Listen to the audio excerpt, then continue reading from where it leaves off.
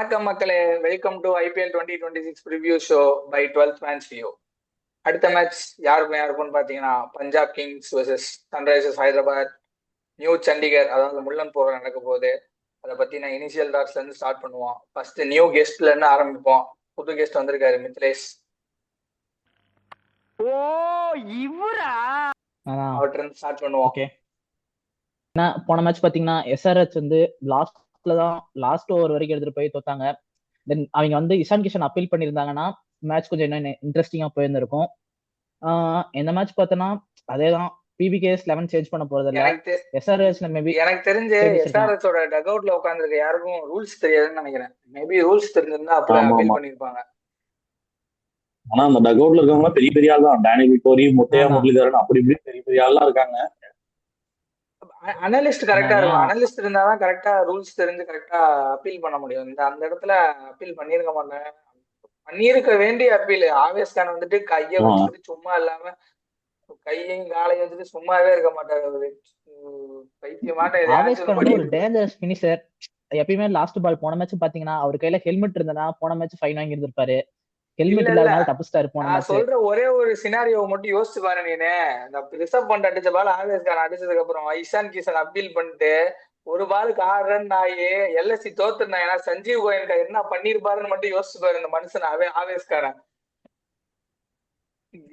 கிள்ளி கிழிச்சிருப்பாரு. சிரிப்பா வந்துருச்சு. சரி, அடுத்து அப்படியே சரவணா சொல்றான். என்னோட இனிஷியல் தாட்ஸ் இந்த மேட்சை பத்தி எப்பயும் போல நான் வந்து பஞ்சாப் சைடு தான், உங்களுக்கே தெரியும். அதனால எனக்கு தெரிஞ்சு பஞ்சாப் தான் இந்த மேட்ச் ஜெயிப்பாங்கிறது என்னோட இனிஷியல் தாட்ஸ். ரெண்டு இதையும் பெருசா எதுவும் இருக்காது தோணுது. பிச்சும் நல்லா சப்போர்ட் பண்ணணும்னு தோணுது எனக்கு தெரிஞ்சு பஞ்சாபுக்கு. ஓகே, வாங்க தருண்குமார் சொல்லுங்க.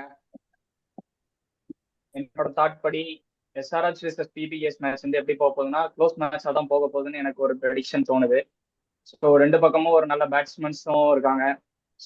ஸோ இனிஷியலாக அந்த 6 overs பவர் பிளேல யார் கேபிட்டலைஸ் பண்றாங்களோ அவங்க ஹை ரன்ஸ் எடுத்து மேட்ச் ஜெயிக்க வாய்ப்பு இருக்கு அப்படின்னு சொல்லுவாங்க. எனக்கு தெரிஞ்ச பிபிகேஎஸ் ஹோம் கிரவுண்ட் இருக்கனால அவங்களுக்கு இந்த எக்ஸ்பீரியன்ஸ் இருக்க வாய்ப்பு இருக்கு. ஏற்கனவே ஒரு மேட்ச் வர விளையாண்டுருக்காங்க ஜிடி கூட. ஸோ நல்லா தான் பர்ஃபார்ம் பண்ணியிருக்காங்க. ஸோ நான் வந்து பிபிகேஎஸ் சைடு போறேன். ஓகே, எனக்கு பெருசா இனிஷியல் தாட்ஸ்லாம் ரெண்டு டீமும் நல்ல கிரிக்கெட் ஆடுவாங்கன்னு தோணுது. ஒரே ஒரு விஷயம்னா இந்த எஸ்ஆர்ஹெச் ப்ரெடிக்டே பண்ண முடியாது. ஒரு மேட்ச் வந்து கிரிக்கெட்டை கண்டுபிடிச்ச மாதிரி ஆடுறாங்க, இன்னொரு மேட்ச் கிரிக்கெட்னா என்னன்னு தெரியாத மாதிரி ஆடுறாங்க. அதனால எஸ்ஆர்ஹெச் வந்துட்டு ப்ரெடிக்டே பண்ண முடியாது. ஸோ எனக்கும் வந்து கொஞ்சம் close contest between bat and பாலா இருக்கும்னு தான் தோணுது. பார்ப்போம் என்ன நடக்குதுன்னு. அடுத்து அப்படியே பிச் அண்ட் கண்டிஷன்ஸ்குள்ள போவோம்.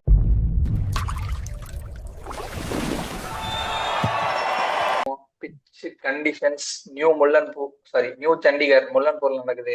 எப்படி இருக்கும் ஏதாச்சும் பாத்தீங்களா? பிச் கண்டிஷன்ஸ் எப்படி இருக்க போகுது? போன மேட்ச் ஏன்னா நம்ம ஒரு லோ ஸ்கோரிங்கான என்கவுண்டர் பார்த்தோம். பிபிகேஎஸ் இந்த டீம் குஜராத் டைட்டன்ஸோட மேட்ச் வந்துட்டு ஒரு லோ ஸ்கோரிங் என்கவுண்டரா இருந்துச்சு. அதையே வந்துட்டு லாஸ்ட் பால் வரைக்கும் எடுத்துட்டு போனாங்க. கூப்பர் கார்னலி வந்துட்டு செம்ம இன்னிங்ஸ் ஆடி வின் பண்ணி கொடுப்பாரு. ஸோ பிச் எப்படி இருக்க போகுது? பிச் வந்து ஒரு up side down side bottom pitch தான். இது வந்து பேலன்ஸ் இருக்கும். பவுலிங்க்கும் சரி பேட்டிங்க்கும் சரி ரெண்டுத்துக்குமே நல்ல பேலன்ஸ் இருக்கும் அந்த பிச்சில் எனக்கு தெரிஞ்சு. அதே மாதிரி பேசர்ஸுக்கு நல்ல அசிஸ்டன்ஸ் இருக்கும் ஸ்பின்னர்ஸை கம்பேர் பண்றப்ப. பட் ரெண்டு பேரும் ஈக்குவலா தான் பெர்ஃபார்ம் பண்ணியிருக்காங்க அந்த பிச்சில், ஸ்பின்னர்ஸும் சரி பேசர்ஸும் சரி. பட் பேசருக்கு நல்லா பேஸ் போடுறவங்களுக்கு, நல்ல லைனர் இருந்து பிடிச்சி போடுறவங்களுக்கு, நல்ல பவுன்ஸ் போடுறவங்களுக்கு எனக்கு தெரிஞ்சு இந்த பிச்சு கொஞ்சம் அசிஸ்ட் பண்ணணும்னு நினைக்கிறேன். டாஸ் ஒரு பெரிய ஃபேக்டரான்னு கேட்டீங்கன்னா கண்டிப்பா ஆமாதான். ஐபிஎல் நடக்கிற எல்லா மேட்ச்லயுமே டாஸ் ஒரு பெரிய ஃபேக்டர் தான். அந்த டாஸுக்கு யாருக்கு வந்து ராசியா இருக்குங்கிறத பொறுத்துதான் இருக்கு. எனக்கு தெரிஞ்சு ஸ்ரேயஸ் ஜெயிப்பாருன்னு தோணுது. அவருக்கு இருக்க லக்குக்கு அவர் ஜெயிச்சாருன்னா எனக்கு தெரிஞ்சு ஹி கேன் பவுல் அண்ட் அதுதான் சேஸ் தான் பண்ணுவாருன்னு எனக்கு தோணுது. டியூ ஃபேக்டர் அதிகமா இருக்கும் இந்த கிரவுண்ட்ல. ஸ்கோர்ஸ் அன்பிரடிக்டபிளா தான் இருந்திருக்கு. ஒரு மேட்ச் 219 போது, ஒரு மேட்ச் 111 வருது. இல்ல ஸோ முல்லன்பூர்ல அதான் வந்துட்டு ஒரு இது என்னன்னா வந்துட்டு they have different types of pitches. ஒரு பிச் வந்துட்டு என்னன்னா 170 180 விக்கெட் ஒரு பிச். இன்னொரு பிச் என்னன்னா விக்கெட் 220 225 230 கூட போகும். So they have different variety of pitches in Mullanpur. நாளைக்கு எந்த பிச் கொடுக்க போறாங்கன்னு தெரியல.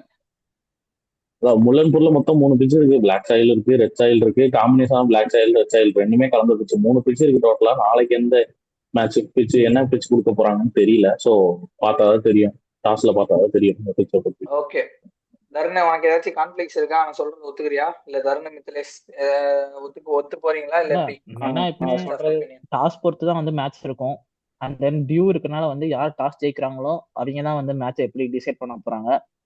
இப்ப ஒருவேளை எஸ்ஆர்ஹெச் டாஸ் ஜெயிச்சு பவுலிங் ஃபர்ஸ்டே போட்டு பிபிகே மேபி ஒரு 160 ஆர் 180 சுருட்டினாங்கன்னா வாய்ப்பு இல்ல. எஸ்ஆர்ஹெச்சுக்கு ஒரு வாய்ப்பு இருக்கு.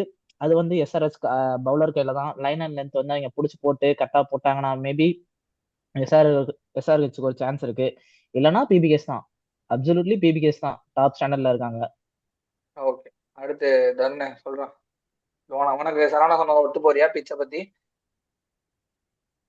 எனக்கு தெரிஞ்சு பிபிகேஎஸ் ஜிடி மேட்ச் விளாண்ட பிச்சு தான் எடுக்க போறாங்கன்னு தோணுது.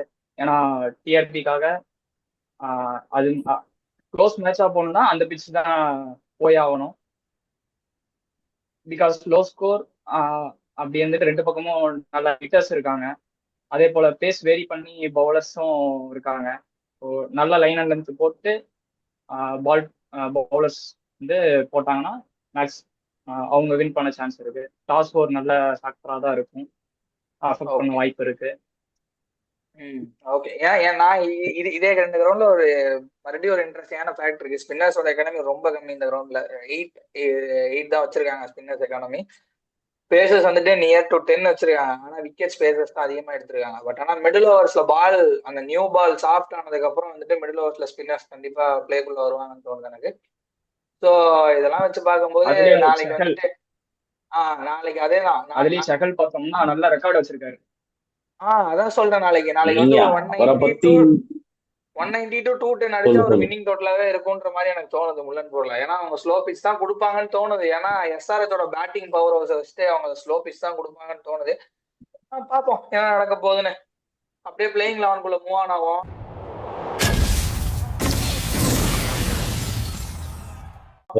சேஞ்சஸ் எக்ஸ்பெக்ட் பண்றீங்களா பிளேயிங் 11ல? எனக்கு பெருசா எந்த சேஞ்சுமே இல்ல. அவங்க வின்னிங் காம்பினேஷன், பிபிகேஸோட வின்னிங் காம்பினேஷன் அதுபடி போனாலே போதும். அவங்க ஒரு ஸ்பின்னர் வச்சு ஆடுறாங்க, இன்னொரு ஸ்பின்னர் எங்கேயாவது நுழைக்க முடியுமான்னு பார்த்தா எனக்கு நல்லா இருக்கும்னு தோணுது. எனக்கு தெரிஞ்சு ஹர்ப்ரீத் பிரார் ரெண்டு ஸ்பின்னர் தான் ஆடுறாங்க. கொஞ்சம் ஒரு ஸ்பின்னர் தான் ஆடுறாங்க. இல்ல ஒரு ஸ்பின்னர் தான் ஆடுறாங்க. கூப்பர் கான்லி போட ஆரம்பிக்கல. அவர் போட்டா மேபி ஹர்ப்ரீத் பிரார் தேவையில்லை. பட் 2 ஸ்பின்னர் வச்சு ஆடினா யுஸ்வேந்திர சேகர் ரசருவாரு பிரஷரே விழுந்தாலும் அவர் நல்லா போட்டுருவாரு. எனக்கு அவரை பத்தி தெரிஞ்சிருச்சு. நல்லா நல்லா சூப்பரா பவுலிங் போட்டுட்டு இருக்காரு. அதனால அவரை பத்தி வேற எதுவும் சொல்றதுக்கு இல்ல. ஸோ அவரே தனியா ஸ்பின்னிங் யூனிட்டா தனியா ஆளா எடுத்துட்டு போற அளவுக்கு கேப்பபிலிட்டி கொண்டு எடுத்துட்டு போய்கிட்டு இருக்காரு. ஸோ பிவிகேஸ் எந்த சேஞ்சும் தேவையில்லை. அதே மாதிரி எஸ்ஆர்எச் சைடு பாத்தீங்கன்னா எனக்கு எஸ்ஆர்எச் சைட்ல பெருசா எந்த சேஞ்சும் தேவையில்லை. Need to continue with Liam Livingstone தோணுது. ஏன்னா Liam Livingstone is capable of what is capable of நம்மளுக்கு தெரியும்.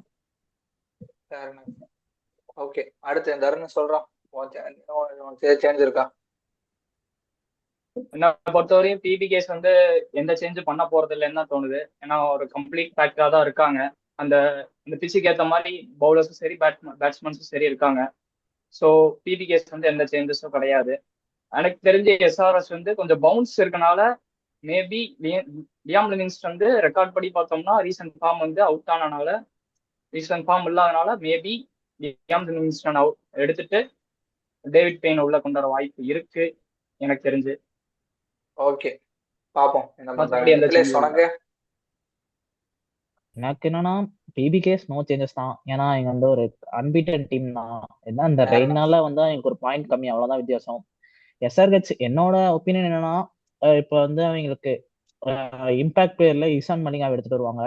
அதுக்கு பதிலாக வந்து பிரைடன் காஸ் உள்ள இருந்தாருன்னா ஒரு பேட்டிங்க்கும் கொஞ்சம் யூஸா இருக்கும். இதுல இயர்லி விக்கெட் விழுந்தாலும் எங்களுக்கு பேட்டிங்ல ஒரு இது இருக்கும். பேஸ் பவுலிங் கொஞ்சம் நல்லா போடுவாரு. என்னோட இது நான் ஒப்பீனியன் நான் அது வைக்கிறேன். இன்ஃபர்மேஷன் எனக்கு பிரைடன் காஸுக்கு இன்னும் இன்ஜுரி முழுசா சரியாகலன்னு நினைக்கிறேன். ஒரு சில பிரைடன் காஸ் இருக்க மாதிரி சொல்லிட்டு இருந்தாங்க. Brydon Carse is fit. இன்னைக்கு தான் பார்த்தேன் நான். அதையும் பார்த்துட்டு தான் பிரைடன் காஸ் இஸ் ஃபிட்.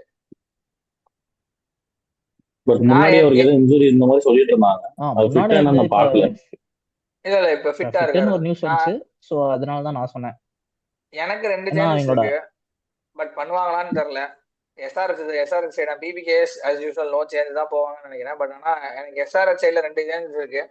அவங்க அவங்களோட பேஸ் அட்டாக கொஞ்சம் ஸ்ட்ரென்தன் பண்ணுமோ எனக்கு தோணுது. ஏன்னா ஒரு ஒரு ஒரு 130 போடுற பவுலர் கூட இல்ல அந்த டீம்ல. ஏன்னா அக்சல் பட்டேல் அண்டர் 130, ஜெயதேவ் உனட்கட் அண்டர் 130, இன்னொரு ஃபாஸ்ட் பவுலர் யார் அவங்க டீம்ல இருக்கா? டேவிட் பெயின் தான் போட்டுட்டு இருந்தாருன்னு நினைக்கிறேன். அவரும் அண்டர் 130 தான். பெருசா யாருமே வந்துட்டு 135 டு ஜெயதேவ் உனக்கு அவரும் வந்து ஸ்லோயர் சைடு ஆஃப் த பவுலிங்ல தான் இருக்காரு. ஈஷான் மலிங்காவும் வந்துட்டு மேக்ஸிமம் 135 தான். அதுக்கு மேல அவர்னாலே ஸ்பீடு போட முடியல. சோ அதனால நான் என்ன பண்ணலாம் அப்படின்னு யோசிக்கிறேன்னா, உனட்கட் நல்லா பண்ணியிருக்காரு. பட் ஆனா I am being harsh on Unadkat. Axar பட்டேல தூக்கணுமா உனட்கட்டை தூக்கணுமா நான் யோசிச்சேன்னா உனட்கட்டை தான் தூக்குவேன். ஸோ அதனால உனட்கட்டை தூக்கிட்டு இந்த youngster Shivam Mavi can clock 140, Shivam Mavi or Praful இங்கேயும் 135 138 போடுவாருன்ற மாதிரி நான் பார்த்தேன் நான். ஸோ மாவி ஆர் பிரஃபுல் இங்கே வந்துட்டு அந்த ஜெயதேவ் உனட்கட்டுக்கு பதிலாக எடுக்கலாம் அப்படின்னு தோணுது. இன்னொன்று வந்துட்டு இஷான் மலிங்காவுக்கு போதுமான சான்ஸ் கொடுத்தாச்சு. 3 மேட்ச் பார்த்தாச்சு. 3 மேட்ச் பயங்கரமா அடி வாங்கிட்டாரு. போன வருஷம் போட்ட மாதிரி இல்ல இஷான் மலிங்கா இந்த வருஷம். ஸோ பயங்கரமா அடி வாங்குறாரு. ஸோ அதுக்கு பதிலா ஒரு 130 போட்டு அடி வாங்குறதுக்கு எனக்கு 140 போட்டு அடி வாங்கட்டும். அதனால பிரைடன் கார்ஸே நான் எடுத்துட்டு வரலான்னு இருப்பேன். பிரைடன் கார்ஸ் கொஞ்சம் பேட்டிங்கும் கொடுப்பாரு. ஸோ இஷான் மலிங்காக்கு பதிலாக நான் பிரைடன் கார்ஸை கொஞ்சம் எடுத்துட்டு வரலாமா அப்படின்னு பாக்குறேன். மற்றபடி அதே 11 தான். லயம் லிவிங்ஸ்டனை ஒரு மேட்ச்லாம் நான் தூக்க மாட்டேன். ஸோ லயம் லிவிங்ஸ்டன் ஆடிட்டு இந்த இஷான் மலிங்காக்கு பதிலாக மட்டும் பிரைடன் கார்ஸ் எடுத்துட்டு வர முடியுமான்னு ஒரு யோசனை. வேற எதுவும் பெருசா இல்லை எனக்கும். இந்த சேஞ்சஸ் தான். அடுத்து அப்படியே டக்குன்னு இதுக்கப்புறம் எல்லாமே வந்துட்டு டக்குன்னு ஒன் வேர்ட்ல சொல்லி முடிக்கணும். ஓகேவா? ஃபர்ஸ்ட் அதுக்கப்புறம் இப்ப வந்து கீ மேட்சப்ஸ் பக்கம் போலாம். கீ மேட்சப்ஸ் யார் யாருக்கு என்னென்ன மேட்சப் பத்தி what are you looking forward to? நான் என்ன யோசிக்கிறேன்னா ஓப்பனிங் பார்ட்னர்ஷிப் தான். எஸ்ஆர்ஹெச்க்கு இன்னும் ஓப்பனிங் பார்ட்னர்ஷிப் கொஞ்சம் நல்லா இன்னும் எதுவுமே பில்ட் ஆகல. ஹர்தீப் சிங்கும் மார்க்கோ ஆன்சனும் அங்க நல்லா பண்ணியிருக்காங்க. ஆனா என்ன ஹர்தீப் சிங்க்கு இன்னும் விக்கெட் கிடைக்கல. T20 வேர்ல்ட் கிளாஸ் பவுலர், அவருக்கு இன்னும் ஒரு விக்கெட் கூட கிடைக்கல ஐபிஎல்ல. ஸோ தட் பார்க்கலாம். இந்த மேட்ச் வந்து டிராவிஸ் ஹெட்டோ இஷான் கிஷனா இல்ல ஹர்தீப் சிங்கா, நான் அந்த மேட்சுக்காக வெயிட் பண்ணிருக்கேன். அபிஷேக் சர்மாடா. சரி, அபிஷேக் சர்மா மாத்திட்டேன். பட் ஆனா மார்க்கோ ஆன்சன் ஓப்பனிங் ஸ்பெல் போடுறது இல்லையா? ஹர்ஷதீப்பும் ஜேவியர் பார்ட்லெட்டும் தான் போடுறாங்க. 4வது ஒரு மாதிரி மார்க்கோ ஆன்சன் வராது. பவர் பிளே இல்ல தானே. ஓகே. ஜேவியர் பார்ட்லெட்டும் போன மேட்ச் நல்லா பண்ணியிருந்தாரு. ஓகே ஓகே, சூப்பரா பண்ணியிருந்தாரு. தருண் சொல்றான்.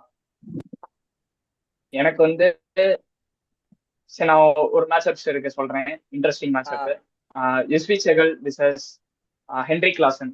ஸோ ஹென்ரி கிளாசன் வந்து ஸ்பின்னர்ஸ் பலமா அடிக்கக்கூடிய ஹிட்டர் நல்லாவே தெரியும். ரெண்டாவது வந்து எஸ்வி செகல் வந்து நல்ல தந்திரமா போடக்கூடிய ஸ்பின் பவுலர்.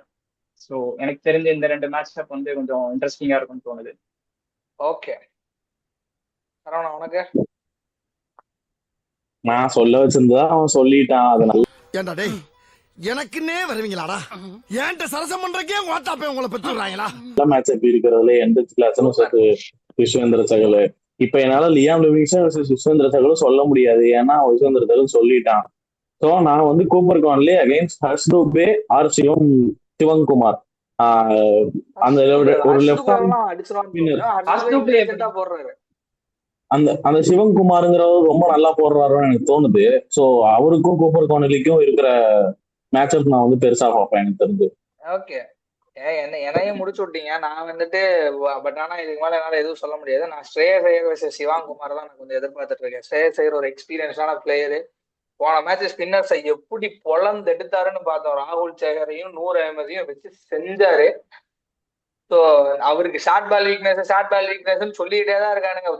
ஷார்ட் பாலை போட்டா ஃபைன் லெக்ல 6 அடிக்கிறாரு, மிட் விக்கெட்ல எல்லாம் தூக்கி 6 அடிச்சுருக்காரு. அவருக்குலாம் வீக்னஸ் இருக்க மாதிரிலாம் தெரியல அவரு. அதனால எனக்கு வந்துட்டு ஐயர் வர்சஸ் சிவங்குமார் தான் எதிர்பார்க்குறேன். ஏன்னா சிவங்குமார் சூப்பரா போட்டுன்னு இருக்காரு. ஸோ ஸ்ரேயஸ் சிவங்குமார். அடுத்து one word answers only allowed. இப்ப கீ பிளேயர்ஸ், ஒரு டீமுக்கும் கீ பிளேயர்ஸ் டக்குன்னு சொல்லுங்க. எனக்கு அபிஷேக் சர்மா தான். அபிஷேக் சர்மா பட்டுச்சுன்னா then score will increase. One word answer. எஸ்ஆர்ஹெச்ல யாரு, பிபிகேஎஸ்ல யாரு? எஸ்ஆர்ஹெச்ல பாத்தீங்கன்னா எனக்கு அபிஷேக் சர்மா, அண்ட் தென் பிபிகேஸ்ல பாத்தீங்கன்னா பாட்லெட். ஏன்னா விக்கெட் வந்து பவர் பிளேல எடுத்தாருன்னா டீம் க்ளோஸ். ஓகே, தருண் உனக்கு? என்னை பொறுத்த வரையும் எஸ்ஆர்ஹெச்ல வந்து பார்த்தோம்னா ஹென்ரிக் வாசன். ஸோ அவர் வந்து பிபிகேஸ் பொறுத்த வரையும் வைசாக் விஜயகுமார். Okay, nice. உனக்கு சரவணா, உனக்கு? எனக்கு எஸ்ஆர்எஸ் பொறுத்த வரைக்கும் நான் எந்த கிளாஸ் சொல்லலான் இருந்தேன், பட் நான் வந்து லியாம் லிவிங்ஸ்டன் பார்க்க போறேன். லியாம் லிவிங்ஸ்டன் ஒரு கீ பிளேயர். பிபிகே பக்கம் வந்து கூப்பர் கோனலி. எனக்கு வந்துட்டு பிபிகேஎஸ் பக்கம் வந்துட்டு நல்ல ஸ்ரேயஸ் ஐயர் பக்கத்துல வந்து கண் எடுக்க முடியல. ஸோ பிபிகேஎஸ் பக்கம் ஸ்ரேயஸ் ஐயர். சன்ரைசர்ஸ் ஹைதராபாத் பக்கம் வந்துட்டு I still go with Travis Head. அவர் வந்து அடிக்க ஆரம்பிச்சாருன்னா என்ன பண்ண முடியும் எல்லாத்துக்கும் தெரியும். I still go with Travis Head. பெரிய பையன் தட்டி போட்டு வந்தா நீங்களே காலிடா அந்த மாதிரி தான். He is very dangerous batsman. ரொம்ப ரொம்ப பெரிய ஆளு. ஏய் அதனால ட்ரேவிஸ் ஹெட் சின்ன பையனும் ஜட்டி போட்டு தான் நீங்க காலிடா. அபிஷேக் சர்மாடா. பார்ப்போம் என்ன நடக்குதுன்னு. டக்குன்னு சொல்லி முடிங்க அப்படியே ப்ரெடிக்ஷன்ஸ். ஒரு டக்குனு பெர்சன்டேஜ் மட்டும் சொல்லி முடிங்க டக்கு டக்குன்னு. நான் ஃபர்ஸ்ட் ஆரம்பிக்கிறேன். நான் ஃபர்ஸ்ட் எனக்கு என்ன ஆரம்பிக்கணும்னா Punjab 65 and SRS 35. Okay, fair என்ன. அடுத்து மித்லேஷ்.